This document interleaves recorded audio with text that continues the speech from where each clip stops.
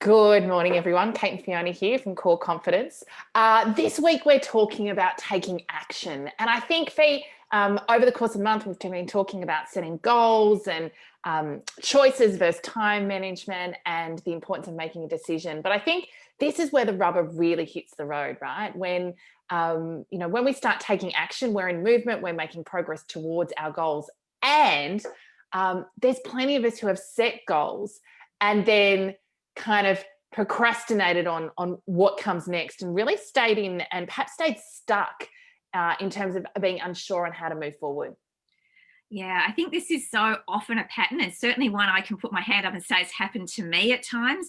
I know I want to go for something I think I've made a decision. I think I'm moving towards something. And yet, when I actually sort of circle around it, I'm not really doing the actions that would support the fact that I'm actually in and committed to that path and where I want to go. So I think it's really helpful at this point. If you're noticing yourself procrastinating, if you're noticing you're not taking action, rather than being hard on yourself and beating yourself up and saying, you're so stupid, you should have done that and all that sort of thing, it's good to get really curious and to start to look at why I'm not taking action. What's going on underneath here, and how might I be able to shift some of this stuff? And we know that when this occurs, sometimes we haven't even made the decision. We're not fully committed. So we're sort of vacillating between, am I in, am I out? Am I doing this, am I not? And there's also sometimes a really genuine sense of I'm not sure. I'm just not sure. I'm not sure if I'm ready. I'm not sure what's going on. I'm not sure what the implications will be if I do this. And I'm just, worried about things. And of course, the other thing is we might just be scared. We might know that this is a great thing for us to be doing, a great opportunity. Maybe it's applying for a role. Maybe it's applying to be part of a project team. Maybe it's asking for support from a mentor or, some other stakeholder. And we're scared about what will happen. And so we hold back and we don't take the action, and we end up second guessing ourselves and worrying about things. And, all of this internal kind of turmoil that happens actually just holds us still. We don't get to do what we said we were going to do. And as you start to look at that and examine it, it's really useful to know what's going on for you, because then you can actually start to think about, well, what will I do given I understand what's troubling me and what's difficult here. Yeah, I think putting that spotlight on what's going on for me right now, and what's the source? Is it indecision? Am I still in the decision mode? Or am I unsure on the action to take? Am I, I've set a goal perhaps, but actually I've got no clue how to move forward with that. And of course, that's where asking for help is really important. But I think, really understanding your relationship with fear here is crucial.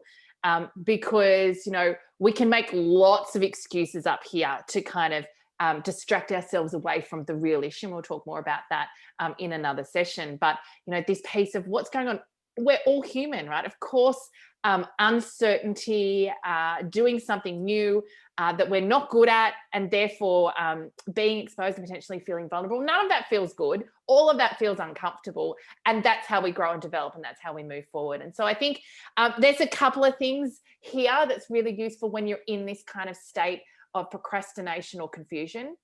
Of course, the first is to get really clear on your why. Why, for what purpose are you focused on this goal or this intention? And we know that clarity creates confidence, right? So the clearer you are and the more connected you are with why achieving your goal is important, the more likely it is that you're going to be able to really step into that discomfort and step into that space of fear. Yeah, I love this piece about the clearer I am, the easier it is to move forward, the easier it is to take action, because now my actions are aligned to something that really matters to me. And I've got that connection, which sort of starts the process.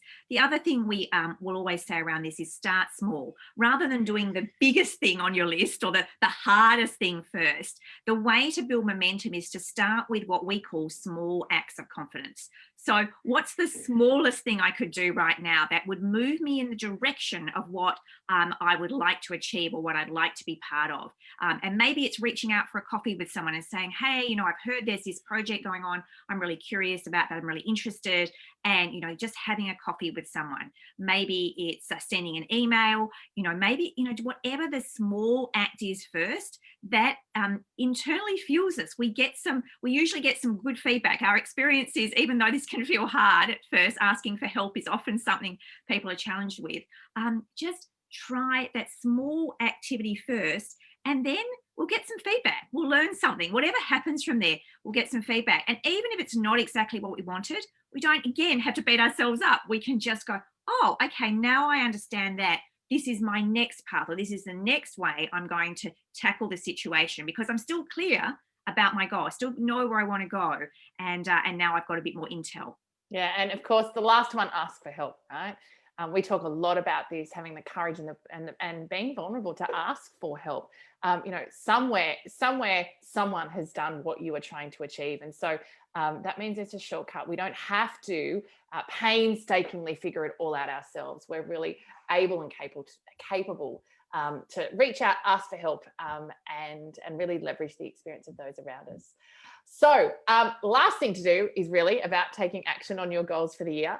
If you've enjoyed this week's Facebook Live, please share it with your friends and colleagues who might benefit. Of course, if you've got questions, comments, reach out. And if you'd like to go deeper with your relationship with core confidence, visit our website, coreconfidence.com.au.